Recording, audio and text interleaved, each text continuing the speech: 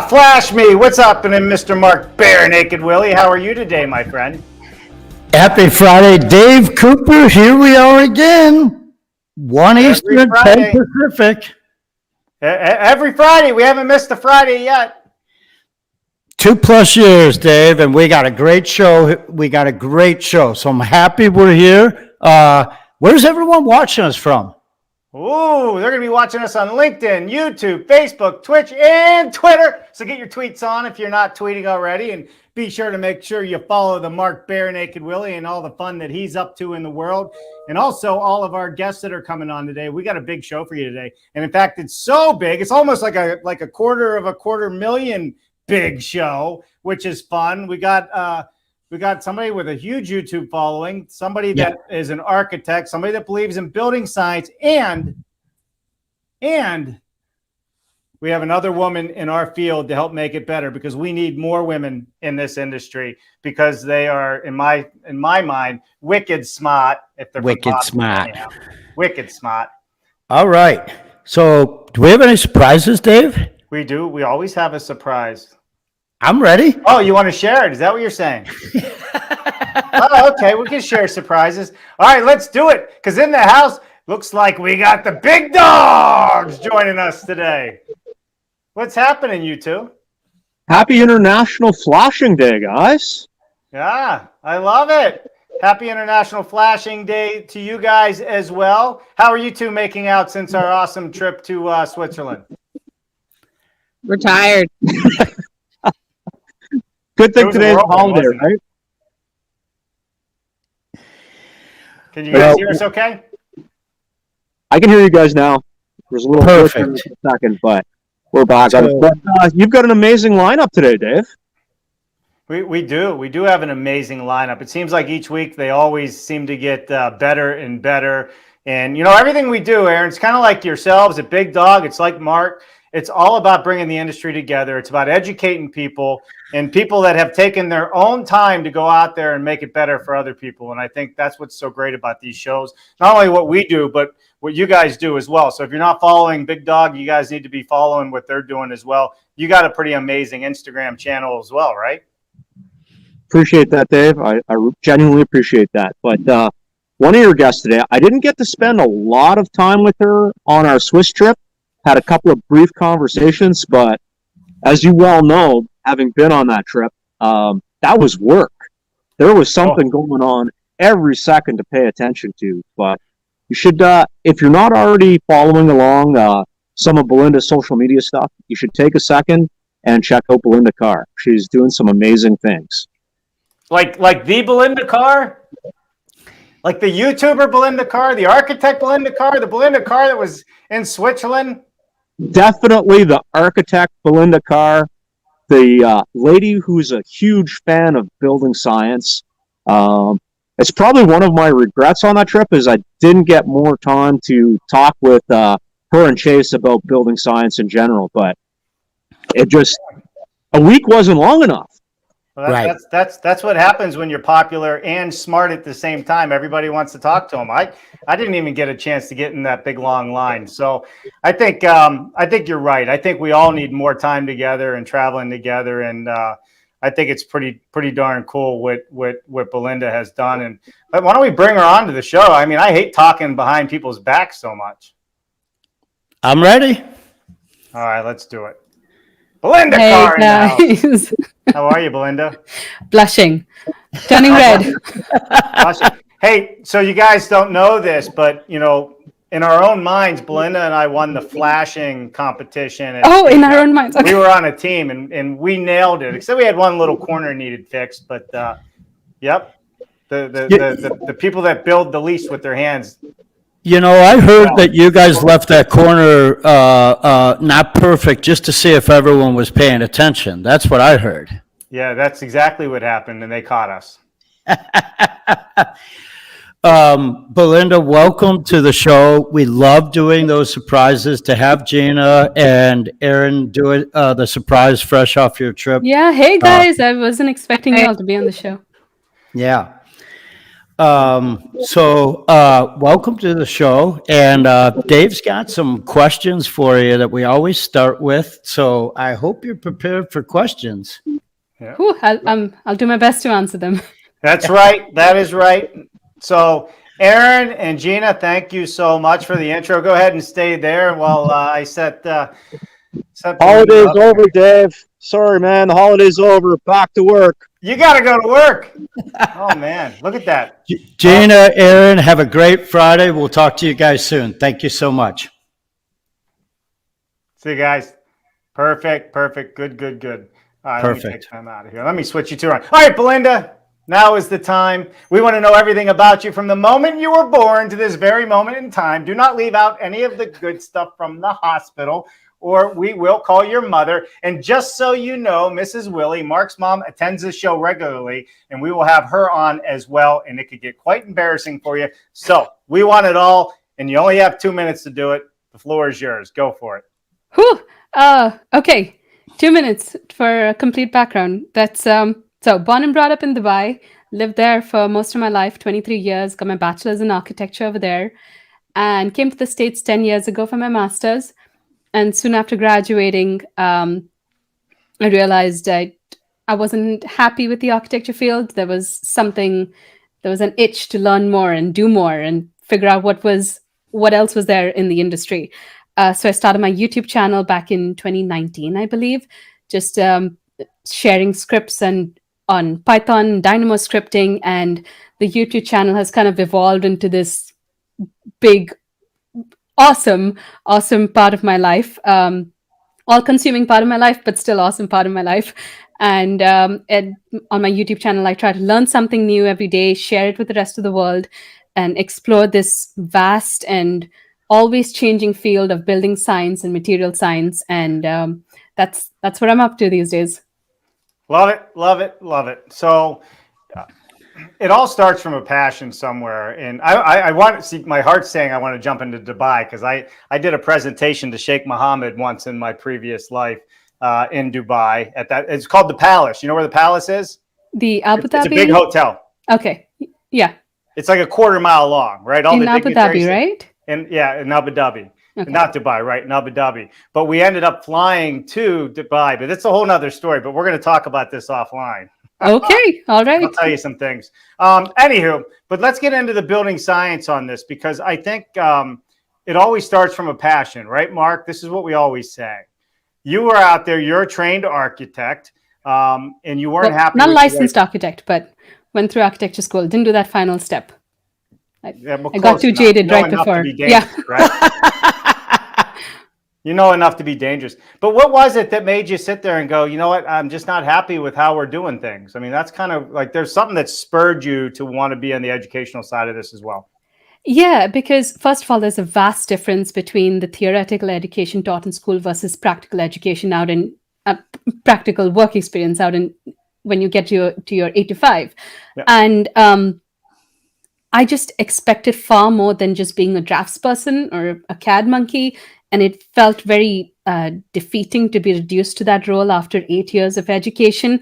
And I knew that there was something better out there. There was something more. And anytime I approached someone at the companies that I worked at about scripting or just being less reliant on manual labor, looking at whether I could automate daily tasks with a simple Python script or a Dynamo script. It's not complicated. It's things that we could have done in the workplace, but I was always shot down.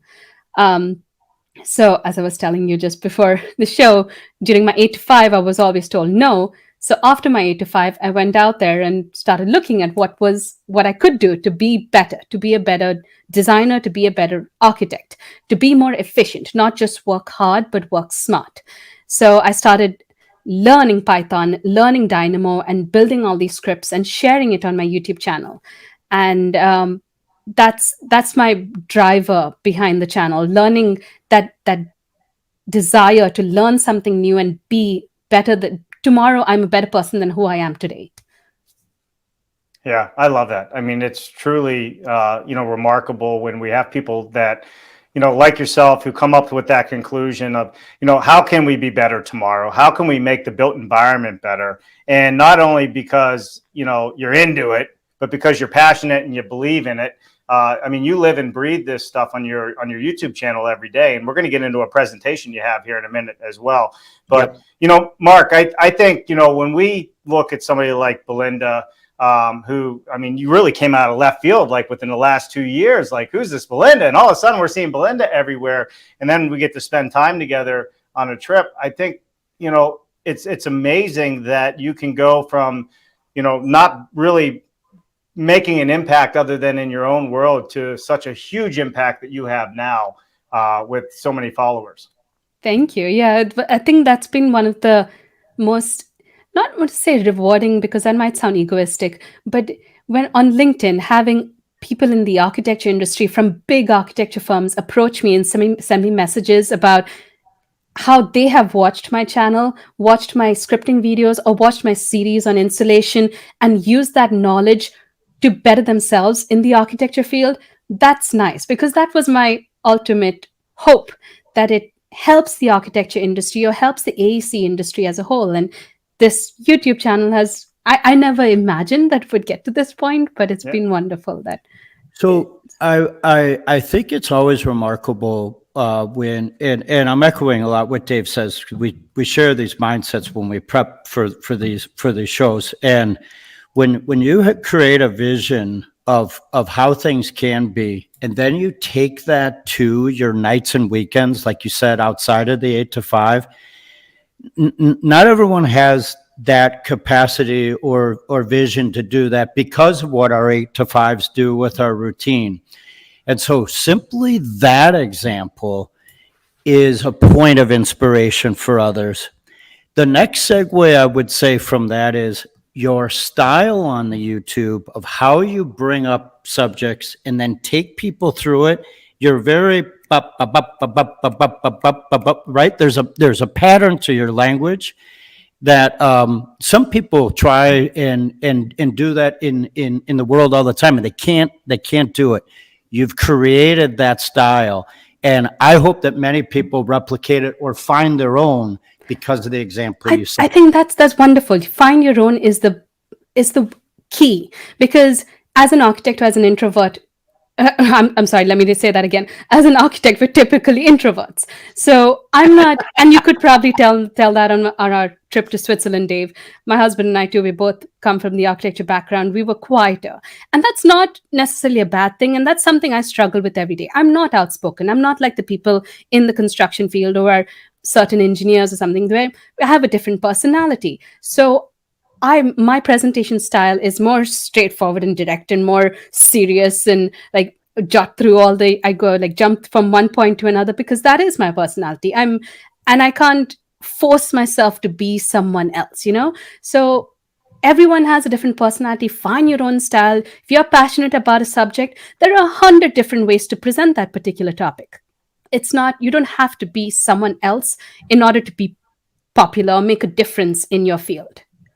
Have you ever heard the phrase ribbing, right? When it's typically a guy will rib another guy, so they poke at him, right? They poke at their ribs. Okay. So my ribbing for today is you guys weren't quiet on the trip. You didn't have the ability to speak louder than Chris from Live Free, right? Yeah. He was so loud. I kept on telling Dave and Aaron when we were talking offline about things. And I love it when people are in an environment and they shine because of the environment. It's so great. Great comment. And Jennifer's popping in there too. So we should pause for a second, Dave. Do the hellos, and let's jump into the presentation after, if that's cool. Oh, I love presentations. It's like opening a box of candy. All right, I put it up already, but you got the attention to Jerry McCahey. I don't know if you know Jerry, but he's pretty passionate and outspoken himself, and one of the biggest leaders in the offsite industry. What's up, Jerry McCahey? I would add, Belinda, next time you're in California, and hopefully you're out there with Dave and Jennifer and the kids, go visit Jerry. He has an incredible facility, but also he is the creator of my favorite quote. and that is precision equals performance. It's my all-time favorite quote, and I always make sure people know that it's his, because I can't take responsibility for something that massive. I got one too. All right. The profit is in the process. Oh, right. Yep. That's a good one. Yeah. If we ever make those T-shirts, Jerry, you'll get 10 cents for every $20 we make. I guarantee That's it. right. That's right. Well, he's already paying us like 5 cents every time we say his name today. All right. Actually, Jerry's a good friend. Love Jerry to death. Love it. Yep. All right. Titus Dare's in the house. Hi, Dave. Great to see you and today's guest, Best. Titus, good to see you. Titus Dare, always a pleasure when you tune in. And of course, Belinda, if you do not know this next individual, he comes to us live from Twitch just about every day. He hangs out with the young kids out there. Greg Ugaldi. Greg Ugaldi is the chair of the National Association of Home Builders, the big dog. Well, he's the past chair now. Doesn't get much higher than that, the NAHB. So Greg does a regular update on our show once a month as well. Yep. Greg, good to see you, my friend. I hope all is well with you. So thank you. The king of Twitch, they call him. The king of Twitch. The king of Twitch. That's right. All the young kids look up to him. It's amazing. It is absolutely amazing. And then we got Buzz Holitzer in the house. Buzz says, Fappy Friday. Well, Fappy Friday to you, Buzz. I hope you are well, and I hope you're doing some mud running in your four-wheelers. Loves them four-wheelers. And we got Michael Bruce. Oh, we got a question from Henry, too, coming up. There's a lot of CAD monkeys out there, like Belinda, who are often shut down by their employers who threaten to rock the boat with new and important ideas and solutions to everyday problems. Gotta love I tell you, Jennifer, if we can mark this time, it was, I think, about 40 seconds or a minute and 40 seconds into Belinda's entry. When she said CAD monkeys, Belinda, when we sell those T-shirts, you'll also get 10 cents for every $20 profit. That's it. Jerry likes us. He says we're kind. Perfect. All right. Wait until the end of the show, Jerry. We're not done with you. Yeah. All right. Henry Mickelberg has a question, and you can actually see everybody's face. Usually it's about 7 or 8 paragraphs. Given that tech is rapidly changing the traditional architect role, what do you think an architect job will look like in 10 years? Less academic or more coding, generative design, for example? That's something we can discuss at the end of this. Perfect. Perfect. So all right, we're going to save that for the Henry Mickelberg got shut down. First time ever on this show. We'll talk about it again. What Belinda did is she did a tactic, right? And she's saying, stay tuned. That's right. We learned something, Dave. Okay. I'm not seeing much of an introvert, quite honestly. I have to tell you. I know, right? That's put a camera in front of her. I know what it is. All right. So why don't we hop into the presentation? We're already about 20 minutes into our show here. Why don't we get to it? You ready, Belinda? Oh. I am. I'll put it up for you. There you go. There we go.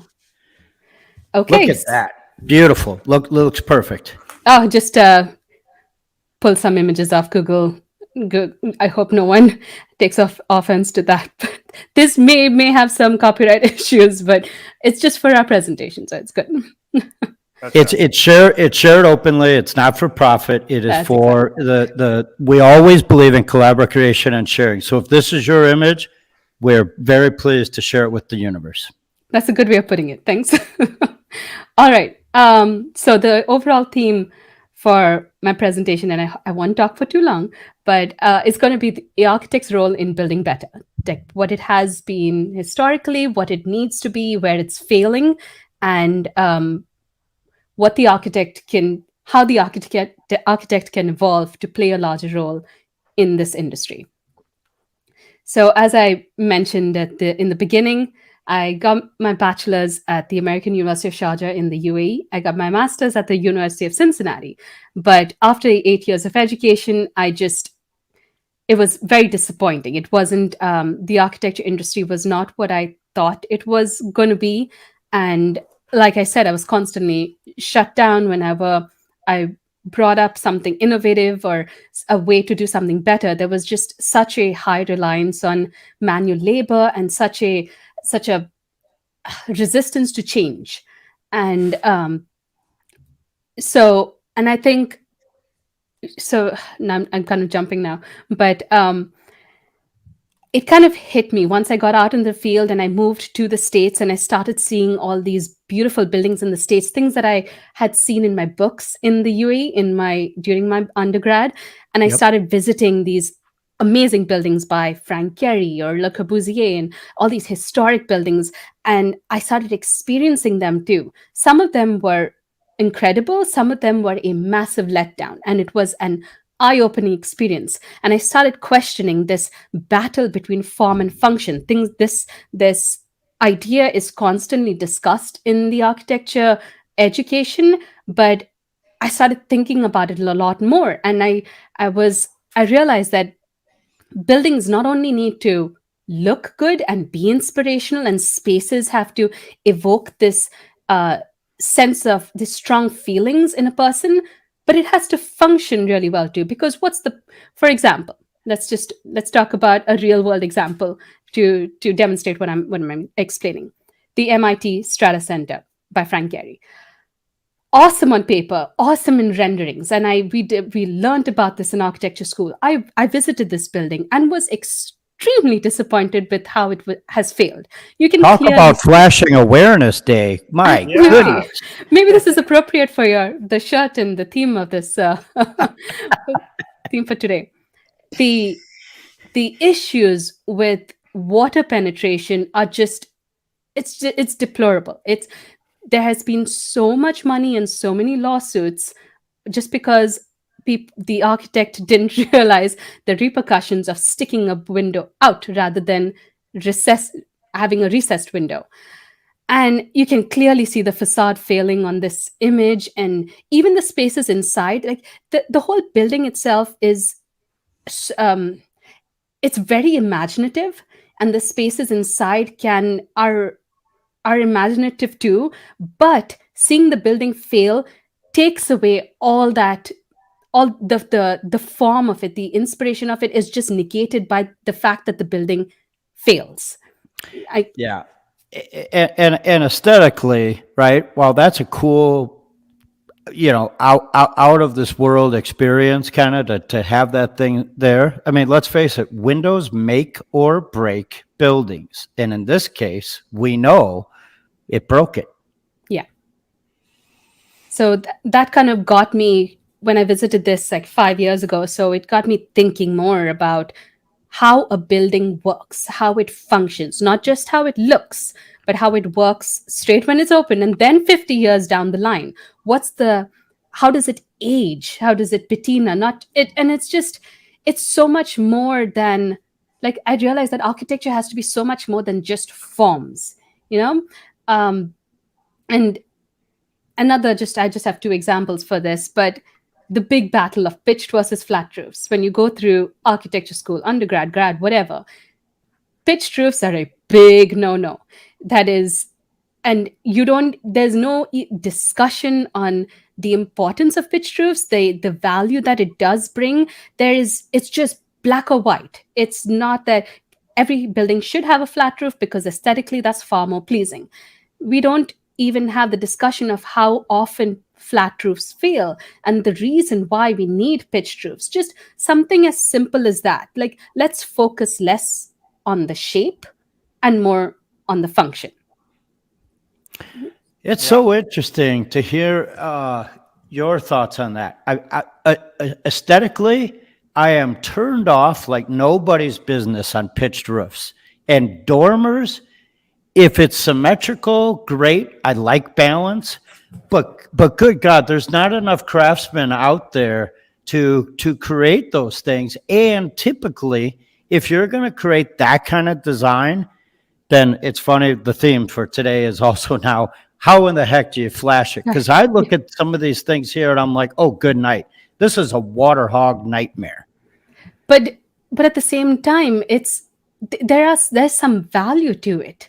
It does feel, at least from the research I've done in the buildings I've visited and all that, flat roofs can have a lot of water leaking, lot of water penetration issues. I mean, it just depends whether it's it's built the right way, and you take all the other building science considerations. Like, you can build this perfectly well, you can build a flat roof perfectly well. It's not one or the other. It depends on the circumstance. It I depends.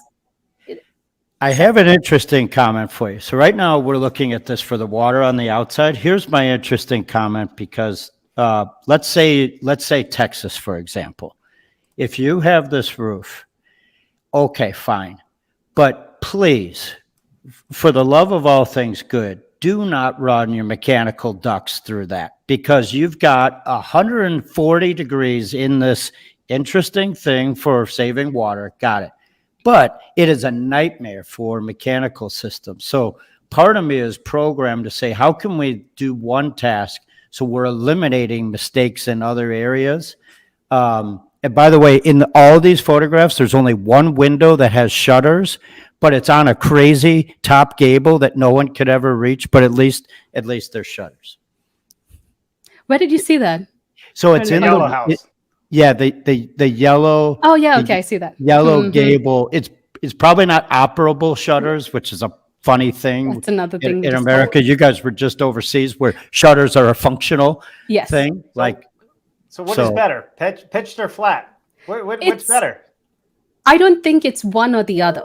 it And depends. It depends on the situation. It depends on the type of building, and each one can be built perfectly and perform well, but it's not a black or white situation. So I'll turn around and I'll confuse the point even more. Instead of pitched, instead of flat, how about shed? I love shed roofs. Okay. Aesthetically or functionally? Yes. Okay. Because of site orientation and how you harness the sun and how you collect the water, the carpenter now has to do the framing, each stud differently in most applications. So that's unique, but it's not as difficult as these gables that you're seeing here. Those are very difficult framing things, and And expensive too, yeah. Yeah, expensive, right? Yeah. You notice how there's not a gable on those false chimneys, right? Those are flat. So there you have it. That's true. I didn't expect to be talking about roofs for this long. I know. It's a great picture. So Welcome to Mark's I'm going world. to turn my mic off. No. welcome to It's Mark's good. world. It's good. Yeah. Well, I think this is the thing, right? Like, so it depends is the answer. So is it really one versus another one? Or is it one versus another one, depending on the environment that you're in and what the opportunities are to harness the environment? Also, all these roofs are, some caliber of asphalt, right? In what we're seeing here. But All of them. you're gonna see things that some people don't necessarily see a lot of. And I happen to love clay tile roofs. I think they're incredible, especially the fired versions. And standing seam is my all-time, especially vented and insulated standing seam. Okay. So here's a good comment that let's just put it up real quick here. Yeah. Steve Burrows, Oh. one of the smartest guys in the industry, Yep. a fellow introvert as well. By the way, I've hung out with Steve. He's not very introvert when I'm hanging out with him. By the way, form follows finance, not function, I think. Right? It's a great point to bring up, right? There's things taken out of projects, and let's say a lesser version is included, and we don't necessarily call that a fix. We call that a flop. Mhm. Well, how about this comment then? Henry says, trying to make building design more efficient and therefore less fee earning is an excellent way to make you a really unpopular member of the architectural practice. You're so funny, Henry. In all my life, I've never saw a better program than the Sears kit houses. The Sears kit houses had a style for everyone, and it was truly the building shell, and your sweat equity later on took care of the rest of the house. But the shell was the focus, and it appealed to each group. They had a style for everyone. We're missing that today. We have a lot of cookie cutter crappy crap. All right, I'm going to do one more quick comment. Well, two quick. I'm going to do a statement and then a comment real quick. So only 2% of single family homes have an architect involved, according What? to Steve. That's true. What? Well, it's true. Think about it. You got the biggest builders in the country are like the top 8, and they already have all their designs planned. They don't have to go get architect stamps on every one of them because they're building the same cookie cutter stuff across the country. And Everywhere. under a certain square footage, you don't need to get an architect involved. Yeah, depending where. Well, depending. Yeah, but Yeah, you're right. Your, In a lot of municipality, yeah. I've never All right. not had an architect and an engineer involved ever. I know, but ever, you've never built just regular standards either, Mark. You've always built above code. All right, Peter Molinar. The argument for pitch versus flat roof must consider the ambient live load. Pitch roofs shed precipitation much better than flat roofs. So there it is. All right. I take issue with that, Peter. You used Fs instead of pH, so let's make sure we correct that, bud. All right. Just so the rest of the world understands, pH stands for passive house, and the passive house community likes to make every F a PH. So it's not that Mark's a bad speller. It's just how it should be spelled. You'll see it'll be in the Webster Dictionary next year. I promise you. All right. Let's get back to this. All right, Belinda. This looks familiar. Yeah. So I just want to say that my journey looking at architecture more critically and the future of architecture kind of led me to building my YouTube channel, where I try to dissect building science, material science, products and technology into its elemental form and present it in a really unbiased manner. And that's what's so great about the YouTube community. Yeah, there are lots of bad things about it too, but everyone on my videos, people discuss it because they have a desire to learn something new, right? Everyone's coming with an interest, and it's not and they understand that things are not black and white. Like in the media, everything is presented as black and white, but building science and material science, there's so much gray area in it, because we're constantly learning something, changing the way we think about materials, and then the next month or the next year, we can present something in a completely different way. For example, air barriers versus vapor retarders. Just a couple of years ago, the whole discussion on their usage was completely different than now, because we have learned so many lessons over the past decade and we know better now. So everything I present on my channel, I try to talk about the pros and cons and compare it to other things, because like it's a learning experience for me. It's a learning experience for the community too. And it's never black and white.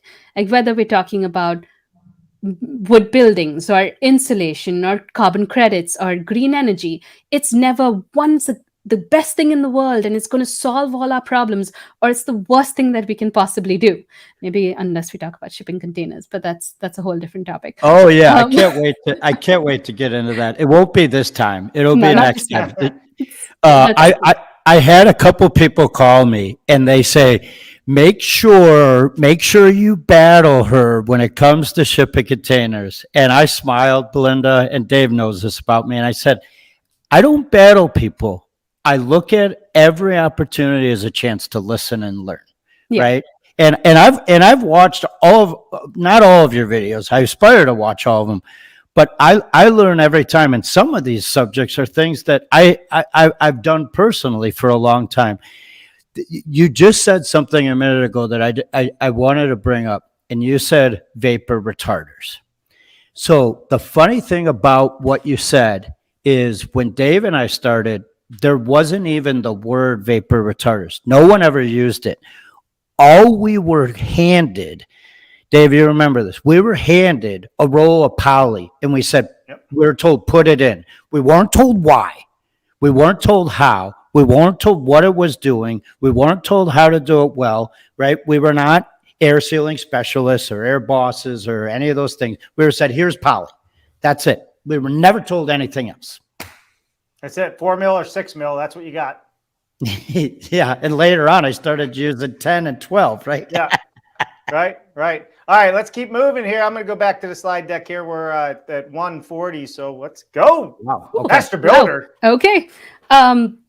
Yeah. So what I've taken away from this is, what's the role of the architect in building better? Because right now we're so focused on aesthetics.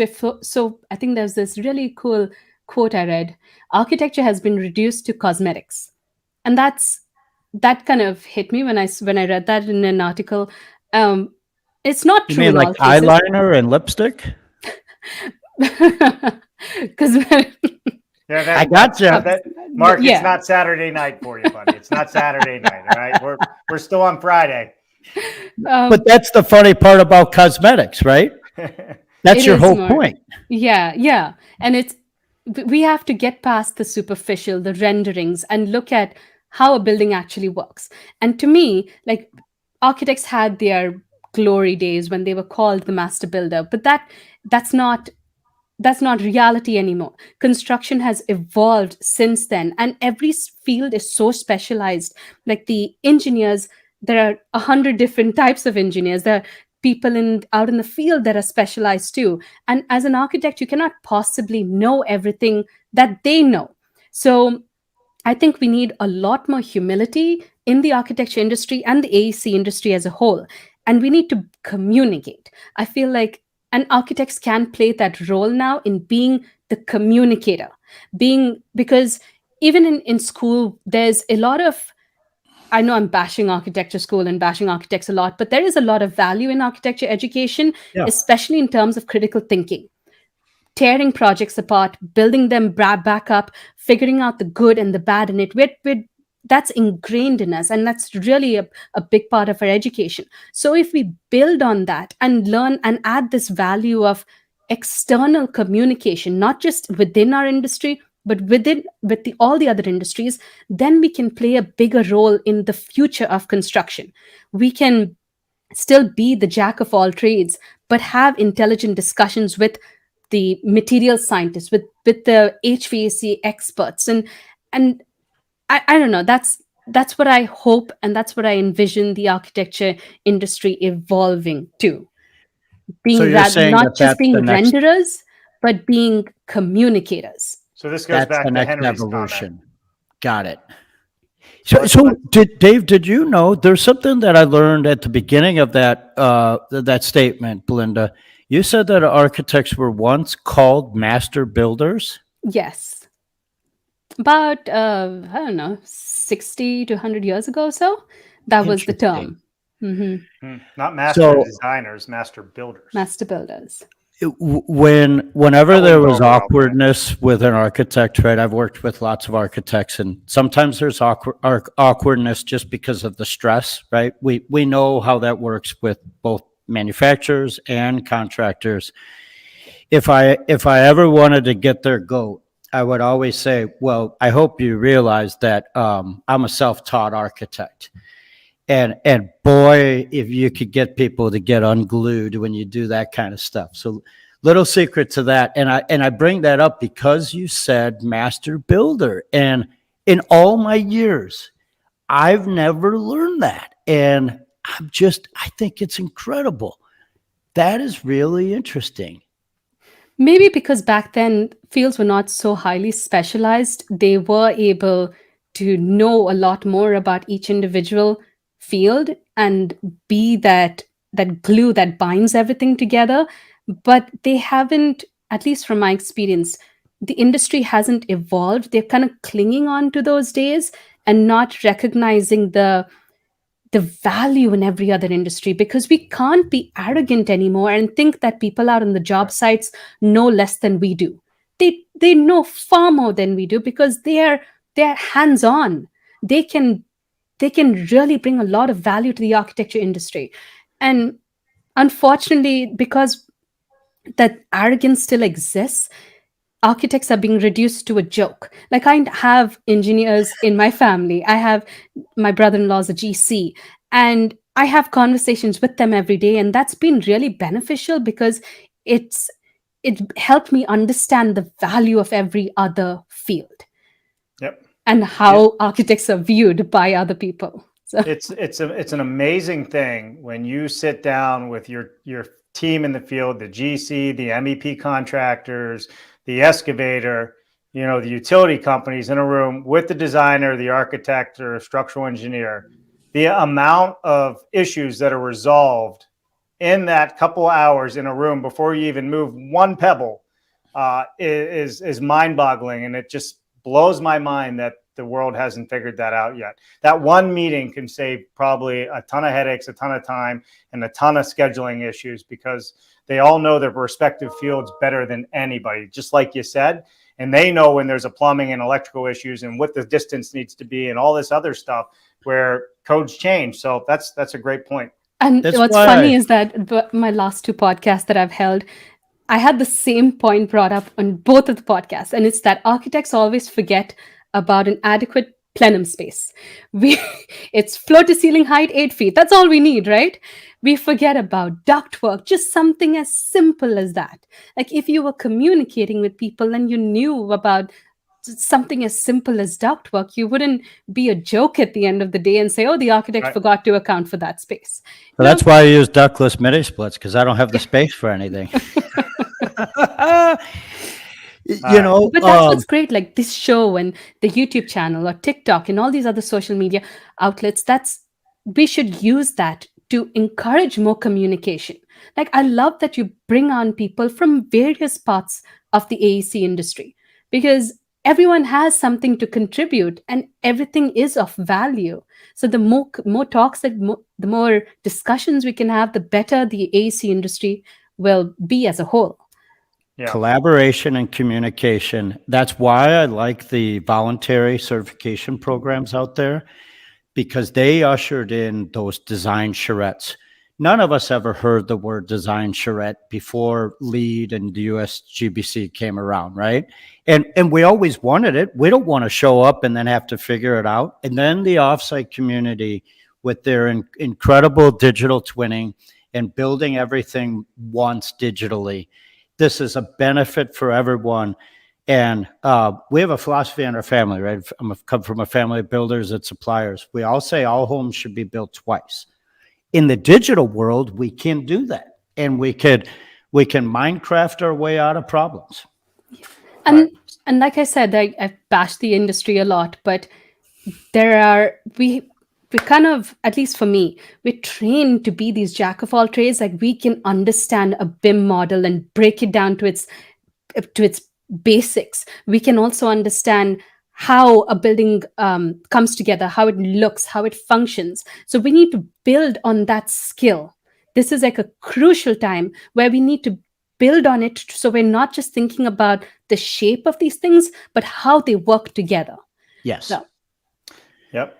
So let's hop back into it here. Let's wrap up what we got on the slides. And we got a couple more really intelligent comments to get to. So that's all I have for y'all right now. But perfect. And there's bubble wrap. Can you go back to that photo? There's bubble wrap in that photo.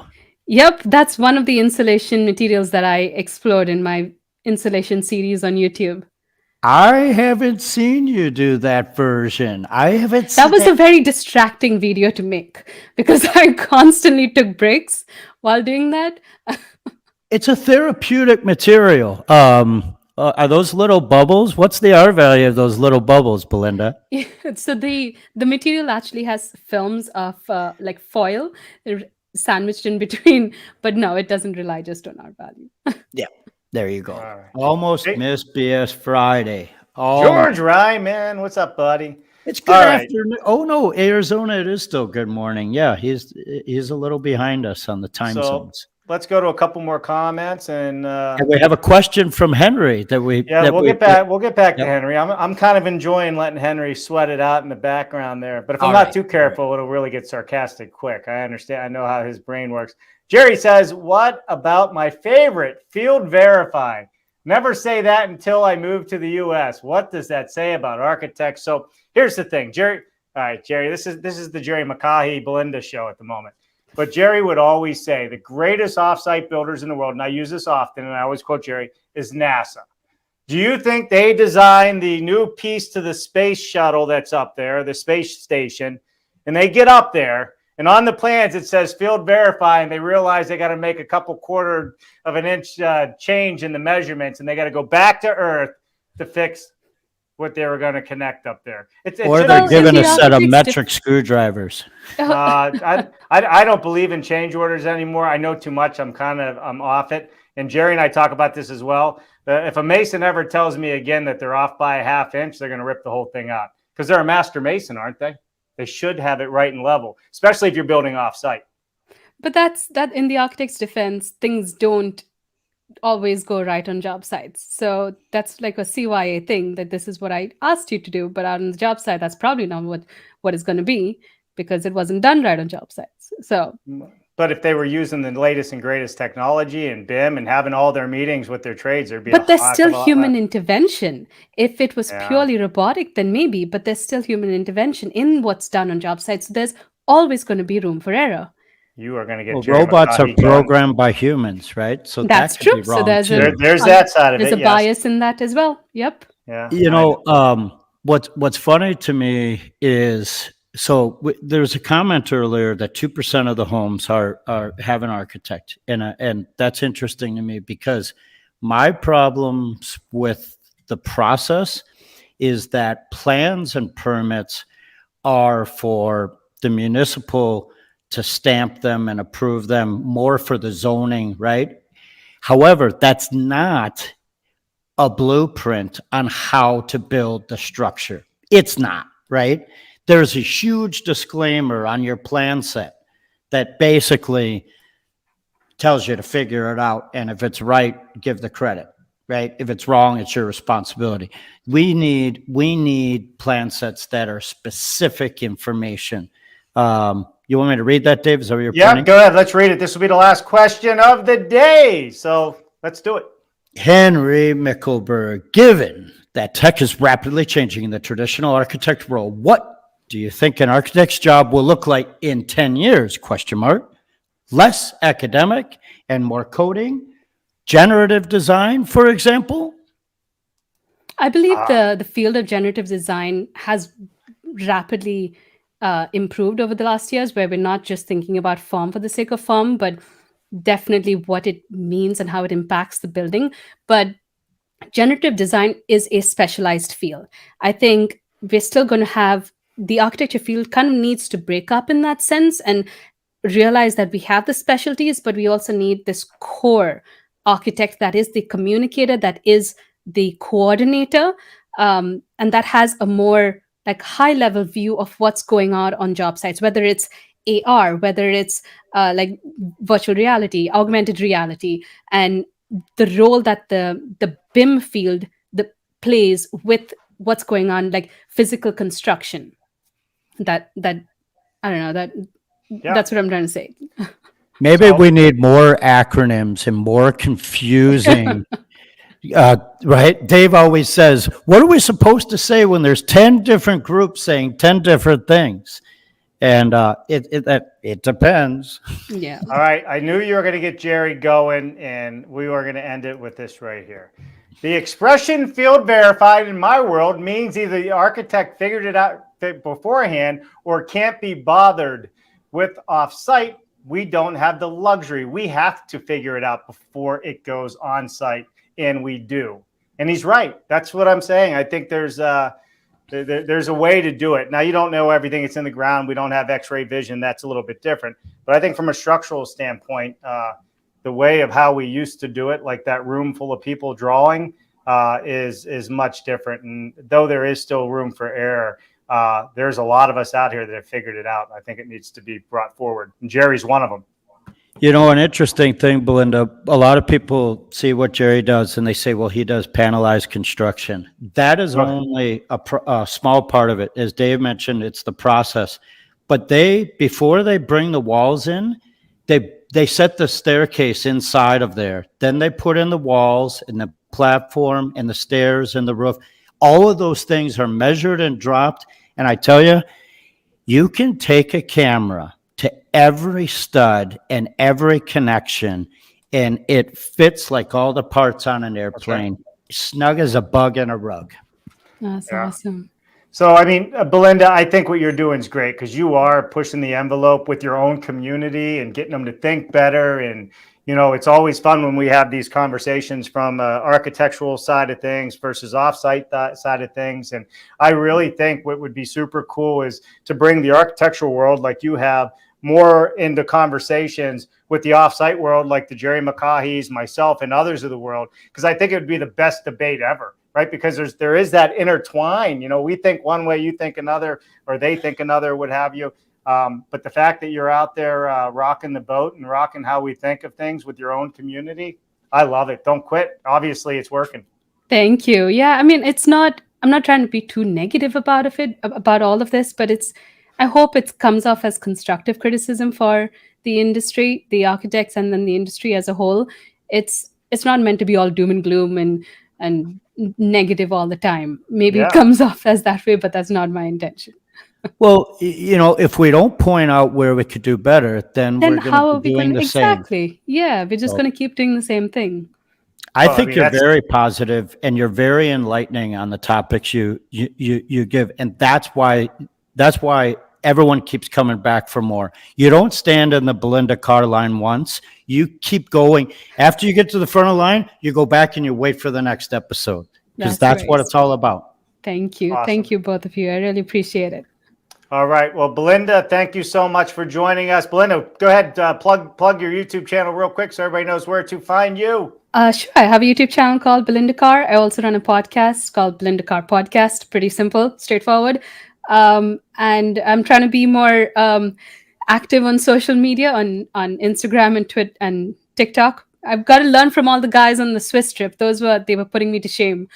Yeah, Those are some of the best in the business, right? And they're learning from you. That's what we do. We all share. Yeah, the that's best at Instagram or the best at building. Yes. right. Yeah. Is Really. one or the other?